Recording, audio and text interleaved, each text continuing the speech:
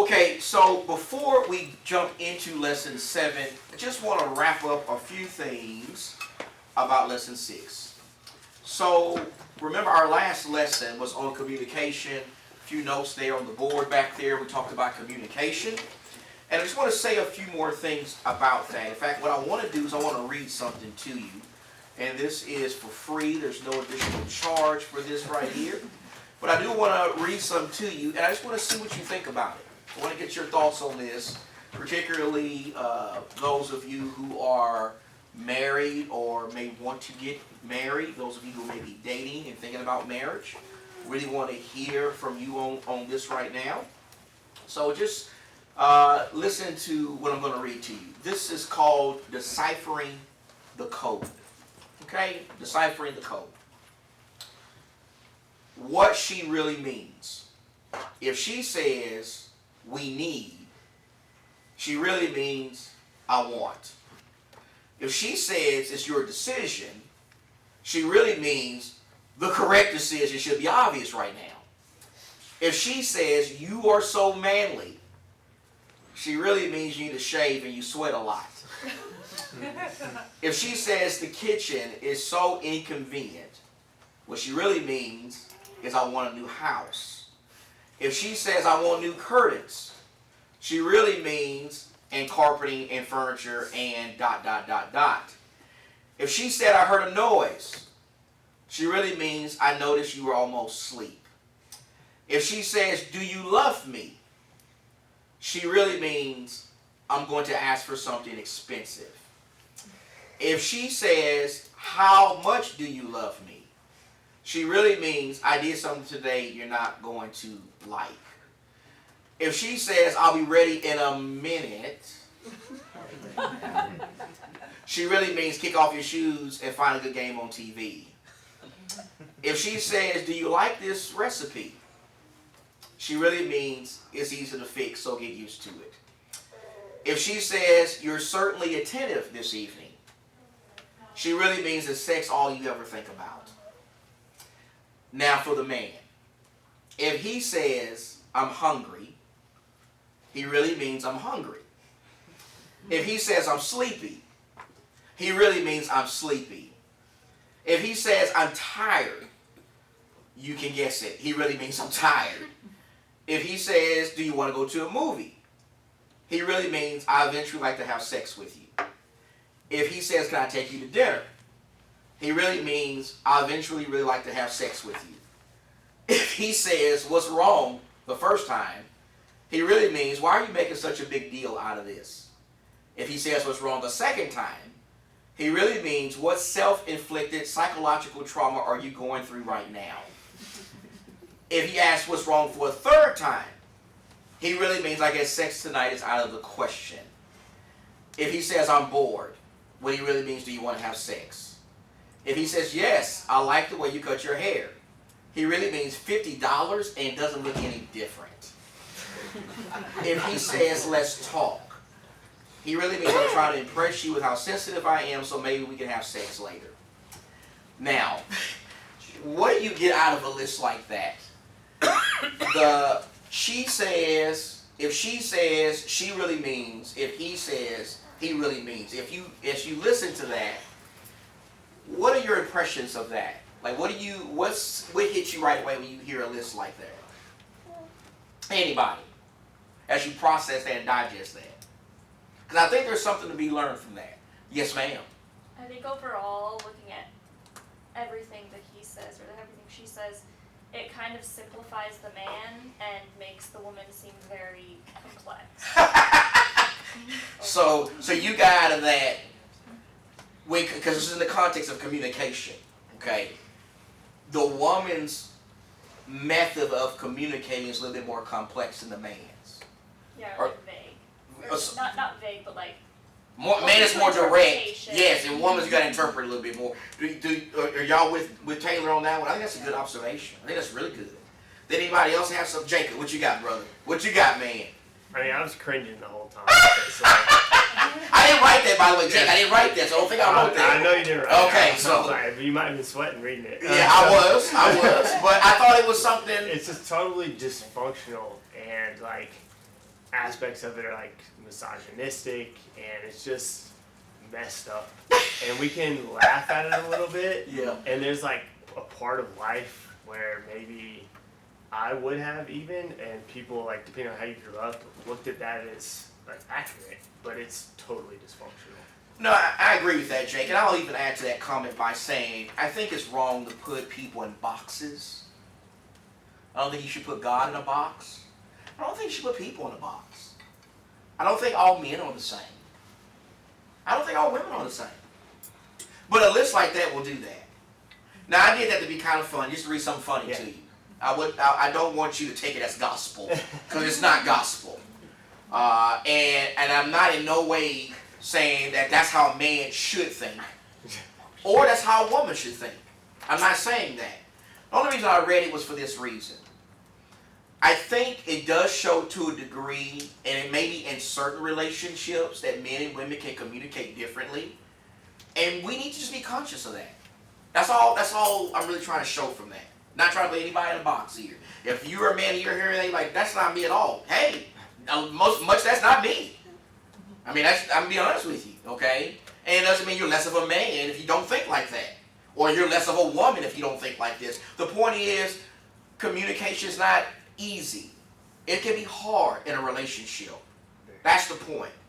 But communication is still a must. Good communication is a must. So forget all that garbage I just read. If you thought it was funny, if you didn't think it was funny, I didn't want to make anybody mad. I wasn't trying to do that. It's not gospel. But here it is. Here is the gospel. I'm going to give you some gospel right now. I will say that based on what we read in our Bibles about marriage and any relationship, good communication is a must. Any solid relationship is built on good communication. Now that's true. That's true in our relationship with God, right? Yeah. God wants us to communicate with Him. We do that through prayer. But it can't just be one-sided. We can't be the only ones just talking to God. No, God talks to us. So if you're doing your daily Bible reading right now, that's great. Do it. That's how God is talking to you. But don't let that be a one-sided thing. You got to talk to God. God wants to hear from you. That's prayer. The same is true with your spouse. You got to have good communication. So here are some things. These are also in your notes, but I'm going to repeat them because this is the Bible here. How do you have good communication in your marriage, in your relationships with the person that you love, that you're with right now? The first one, you always tell the truth. Always speak the truth. Ephesians 4:25 says you speak the truth in love. So I don't care what relationship we're talking about, whether it's your parents, young people, somebody you're dating, your spouse, with God, obviously, we always tell the truth. You have to have honesty and trust in a relationship. Secondly, avoid harsh words. Avoid harsh words. I'm going to read Proverbs chapter 12 and verse 18. In Proverbs chapter 12 and verse 18, Solomon says, there is one who speaks rashly like the thrust of a sword, but the tongue of the wise brings healing. We should use our mouths to bring peace, to bring healing in a relationship, not the opposite. I'm also thinking about Proverbs chapter 15. In Proverbs chapter 15 in verse 1, here's a good one for marriage. A gentle answer turns away wrath, but a harsh word stirs up anger. Gentle answers. That's how you can calm down a situation. Keep the pot from boiling over. Verse 2, the tongue of the wise makes knowledge acceptable, but the mouths of fools sprouts folly. So you want to avoid harsh words with the person that you're one with. Number 3, keep your anger in check. That can be hard. But as Christians, we're supposed to be people of self-control. So we got to keep our anger in check. That may mean you got to go pray about it. Get out of the room for a little bit and cool off. But remember Ephesians 4:26. Be angry, but do not sin. Nothing wrong with getting angry. God gets angry in the Bible. But don't let your anger lead you to sin. Number 4, listen. Communication is built on talking, but also listening. So James says in James 1 and verse 19, be swift to hear and slow to speak. I always heard it this way. You probably heard this before too. God gave us 2 ears and 1 mouth. For a reason, probably. We need to listen. We need to listen to the person we love. Number 5, encourage. Communication can be a great tool to encourage somebody. And so I'm thinking about Ephesians 4:29, where Paul talks about unwholesome words not coming from our mouths, but only words that are good for edification. That's a passage that should just apply to relationships in church, but also our marriages. We need to say encouraging things to our spouse. Number 6, and Janelle made some good points on this last time, body language. Watch your body language. In Proverbs 6, the proverb writer Solomon talks about how God hates a proud look. Not just saying prideful words, but looking prideful. That's something about body language in that verse. So watch your body language. That sends a lot of signals. Be conscious of that. And then number 7, think before you talk. And Jesus talks about that in Matthew chapter 12. In Matthew 12 and verse 36. In Matthew chapter 12 and verse 36, Jesus says, "But I tell you that every careless word that people speak, they will give an accounting for it in the day of judgment. For by your words you'll be justified, by your words you'll be condemned." That's a scary verse. That's a scary verse because Jesus is saying God is listening. He's not only watching our actions every day, He's listening to our words. And we're going to give an account to Him for the things we say, which would include even the stuff we say to our spouse. So that means we got to think before we talk. Think before we talk to God, to our brethren, especially to our spouse. So I just wanted to close that with a communication thing. Hate to get y'all's blood pressure boiling to start class. Jason and I read that together, and we was like, oh boy, we got a lot of people mad with that list. But I think the point I was just trying to make was, there can be some differences to a degree between men and women when it comes to this, but we can make it work. We can make it work. Communication can be achieved by following biblical principles. In fact, speaking of principles, we're going to talk about power principles now. Talk about 4 of them tonight. Things that we can do right now, and we should be doing, to energize our marriage and keep it at a high level like God wants it to be. There are 4 of them here. Janicia put them on the board for us. Kindness, teamwork, service, and physical touch. There are 4 more we're going to look at Sunday, but we're going to look at these 4 tonight. And the first thing we're going to look at is this idea of kindness. We live in a mean world. A lot of ugliness. You see it on social media. You see it on the news. You see just when you're standing in line at Walmart, the checkout line, you just see people being rude to each other. This is an ugly world we're living in. So the Bible says some things about kindness. We're reading Galatians right now in our Bible reading. We're going to be in Galatians 5 next week. One of the fruits of the Spirit is kindness. It's kindness. If you're living by the Bible, if you're really living by it, you'll be a kind person. 2 Peter 1 and verse 7. I've been drilling this passage home all year. We went through those 7 ingredients for spiritual growth Peter gives us. One of them is brotherly kindness. Did a whole sermon on that one. Ephesians 4:32. Paul says, be kind to one another, tender-hearted, forgiving each other, just as God's forgiven you. That doesn't just apply to brethren, being kind to brethren. Being kind to the person you see every day and you live with and you love. And then 1 Corinthians 13:4, Paul says clearly there in 1 Corinthians 13:4, love is, agape love is kind. It's kind. So let me ask you now, I'm going to throw it out to you. I want you to think about this. Maybe you thought about it ahead of time. How do words and actions of kindness energize your marriage? What positives can being constantly kind to your spouse, what can that do for your marriage? How can it energize it and keep the love you have for one another at a high level? Yes, ma'am, Kinsey, go right ahead. It makes you feel safe to communicate.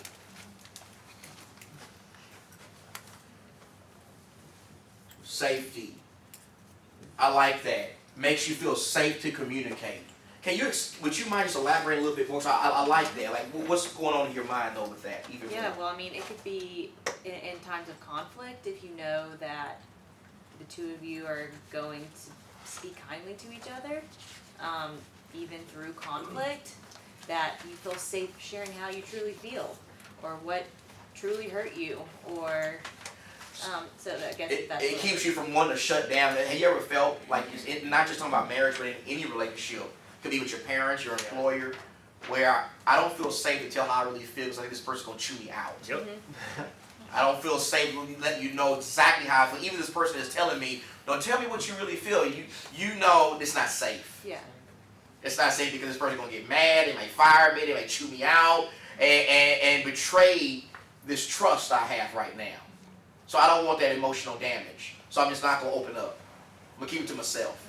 I like that. Anyone else? Somebody else have? Yes, Austin. Janice, I'll come to you next. I'm kind of reminded of the analogy you gave about the deposits into the bank account, so to speak. Love bank. Because they'll come in handy. Yeah. Maybe at different times when things won't go so smooth. I'm reminded of some of the things that Drew's learned with refereeing. If your first interaction with the coach is 20 minutes into a game and he's complaining about a call, that's not good. Which is why you get to the field an hour early. You greet them, shake their hand, making some deposits early. So when the time of withdrawal comes, it'll be take a look okay. at the table, looks like you're having a good season. Just start to be a human and a friend, and then later on they'll be nicer to you. Yes, absolutely. No, that's really good. I like that a lot. I like that you remembered that too, Austin. The idea of always trying to make deposits in the love bank, because that will come in handy later. Janice, what was you going to say, ma'am? It just makes you not want to take advantage of them. Like, there's a sense of gratitude that makes you want to try harder. Oh.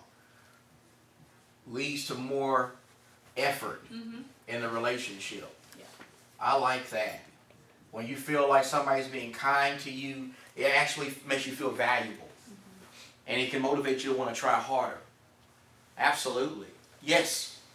So it just also kind of keeps, for lack of a better term, the vibe happy. So, like, I don't know if anybody else is like me, but I tend to, like, if something negative is said or if something frustrates me, it can be very difficult. Like, you look at kids, like, they're crying 1 second, they're laughing and super happy literally 2 seconds later. But for me, it's hard for me to switch gears, and so just generally being kind.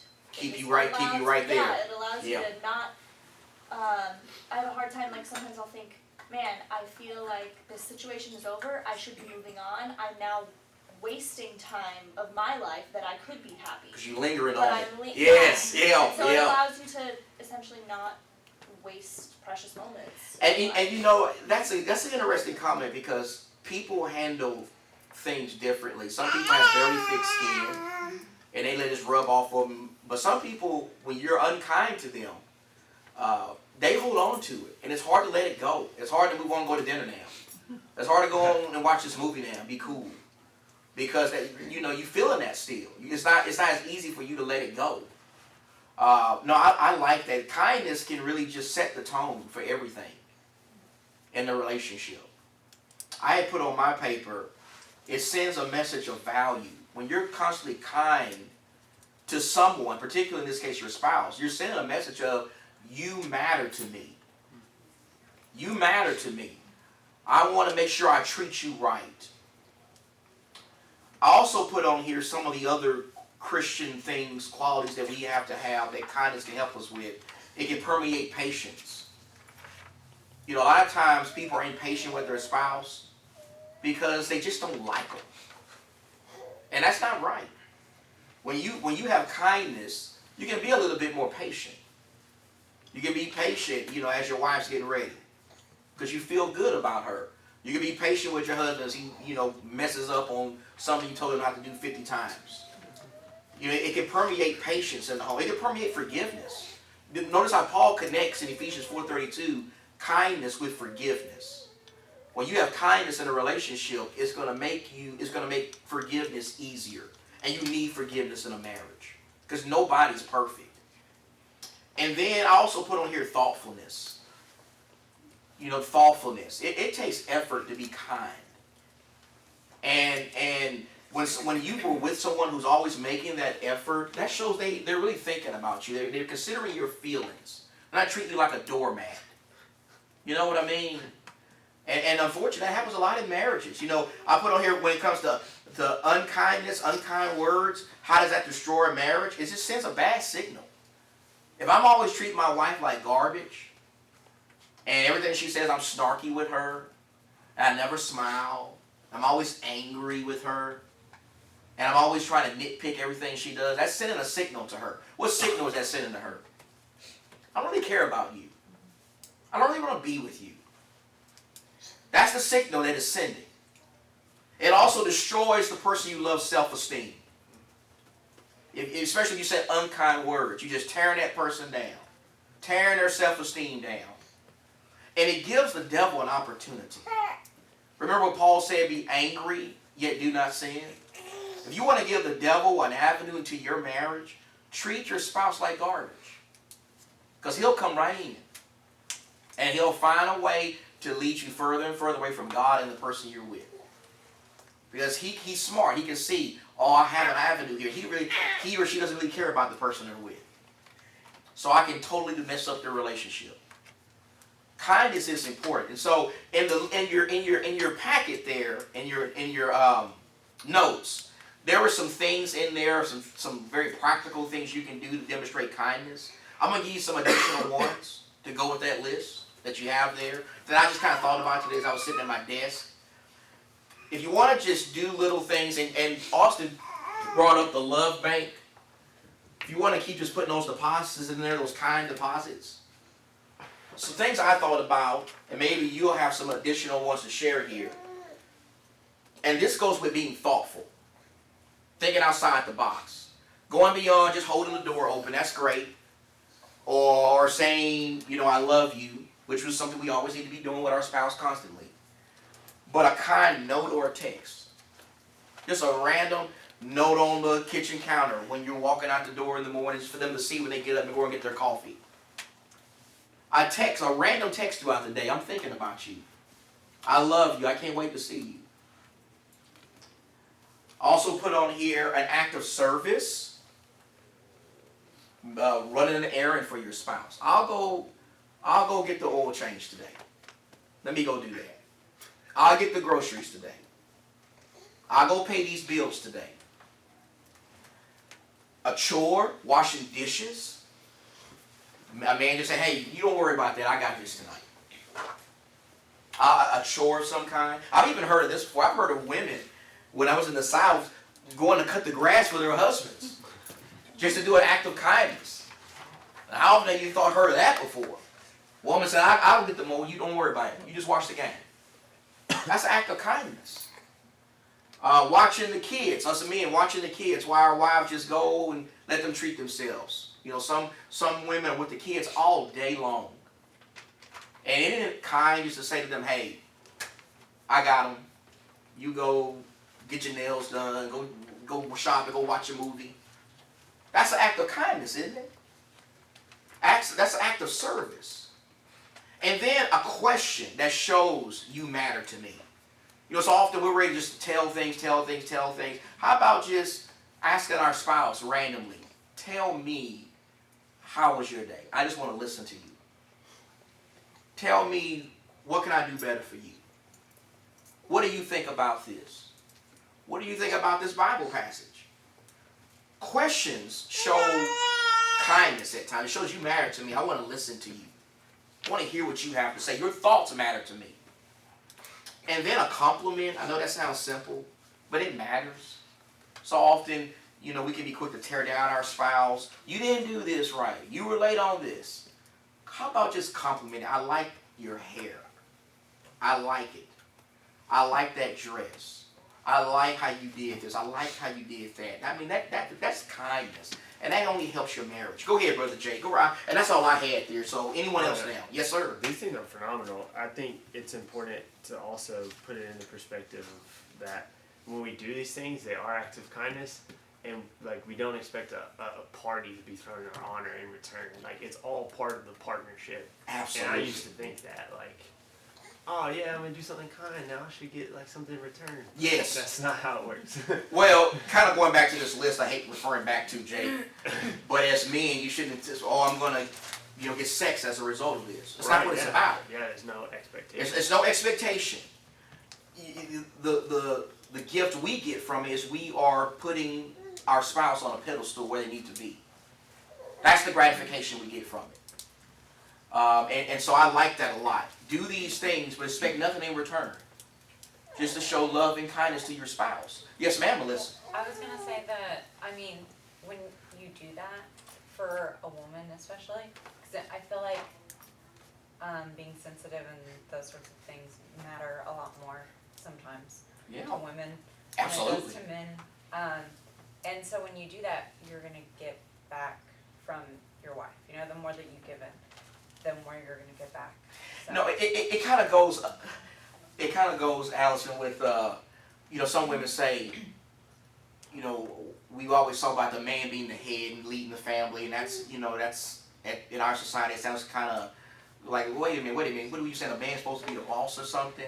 But if a man is being kind and loving the Lord and doing right, a woman will naturally want to be under his leadership. It's not going to be something we got to debate about and say, wait a minute, that doesn't sound right. Everything will flow properly when the man is doing God's will, and vice versa when the woman's doing God's will also. These things, people will naturally want to embrace the right thing to do. So I'm just backing up your point that if a man does these things, he doesn't have to sit back and wait, what's my wife's going to do for me? She's naturally going to reciprocate that, and vice versa. Vice versa. Yes, ma'am, Daisy. I think this kind of goes both ways. I think even coming from a woman do it for a man, I think I surprised Michael the first time I took him out. I said, you know what, I'm taking you on a date. And it boosts his morale too, because it shows that, he matters to you too. Yeah. So telling him, hey, I'm taking you on a dinner date. Why don't you should have called Janicia back about 20 years ago. I would have had some more money in my pocket. I like that. Yeah. It's a thing that my mom kind of put into me. It's like they like to be treated too, Take them for an ice cream and take them somewhere, because it's always the man doing it for the woman. But when it's the woman doing it to the man, it's like you catch them by surprise. Well, it's using experience here. In all seriousness, Janicia, my wife, does this very well, like you do with Michael. I mean, there's sometimes when she'll come to me and say, hey, I have an opportunity to go get some extra tutoring or something, and I want to do this because I want to buy you something. Yeah. And that is big deposits for me. You didn't have to do that. I wasn't going to put you on the No, but you do that. And we've been married 20 years, and that's still a big part of our marriage. You're making sure we're being thoughtful towards each other. One of my pet peeves is sometimes we do these things to get this person. We do these things to get this person, then we get married and we stop. Who said that was right? Who said we're supposed to stop that stuff? Who said we're supposed to let ourselves go now? Or stop making a serious effort because we got them now? No, we want to keep the relationship strong. And these acts of kindness can do that. So I believe a lot of reasons why we have so many divorces in our culture is because people, they're no longer kind to each other. And the devil creeps in. Anybody else have something here? Good thoughts, everybody. Let's talk about teamwork. A marriage is a team. You are joined with somebody. You are in a relationship. So it's not just you anymore. And you young people need to hear this. It's not just you anymore. It's you and this person. Till death separates you. So everything you do, it needs to be together. One of my favorite examples of this in the Bible is Priscilla and Aquila.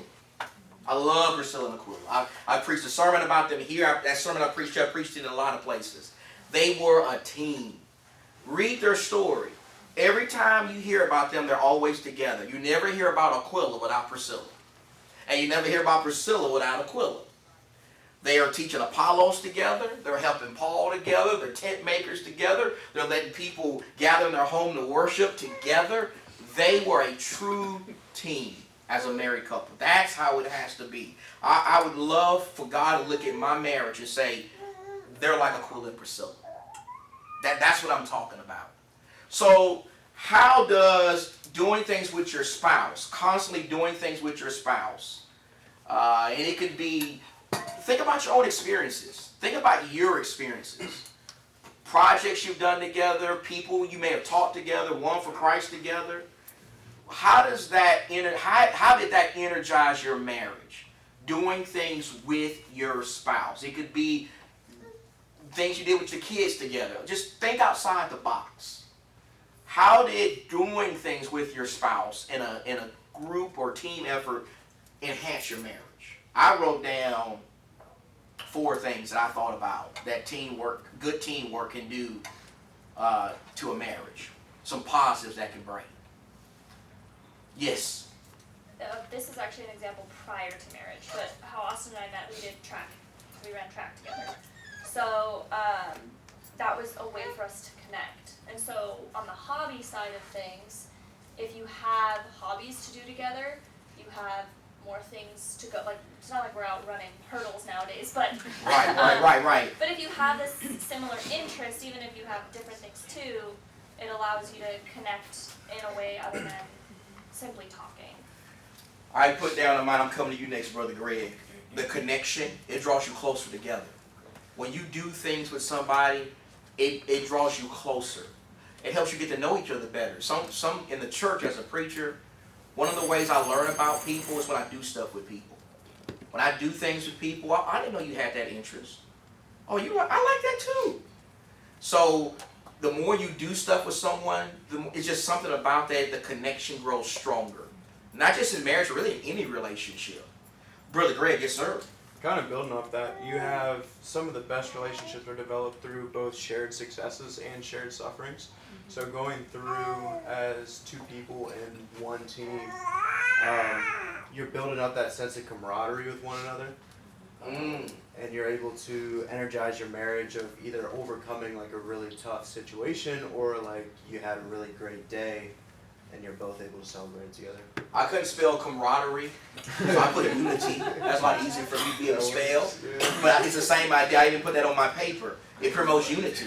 God wants married people to be one. That takes effort. That goes beyond just, okay, I said I do, now we're one. No, we have to keep working at that. We got to keep building that unity, that oneness. And one of the ways we do that is by doing things together. Did anybody else have something? Yes, ma'am. Kate. I think like lightening the load or like splitting the load when you have someone else that Yes. can make things easier. Isn't that what Solomon said? 2 are better than 1. And so often we miss that. We miss that. Especially us as men at times, we can want to, be the hero always, and we want to handle things all by ourselves. That's not what marriage is supposed to be. It's not what marriage. That's not what way God wants it to be. I put on mine investment of time. When you do something with someone, you're investing. And if you wanted to know how much something matters to someone, look at how much investment they're putting into it. It could be money or time. Those are the 2 big commodities that people value. Money and time. And here I'm talking about time. When I'm willing to work with my spouse on something, I'm investing not just in a project, but in my spouse. I'm doing this with you.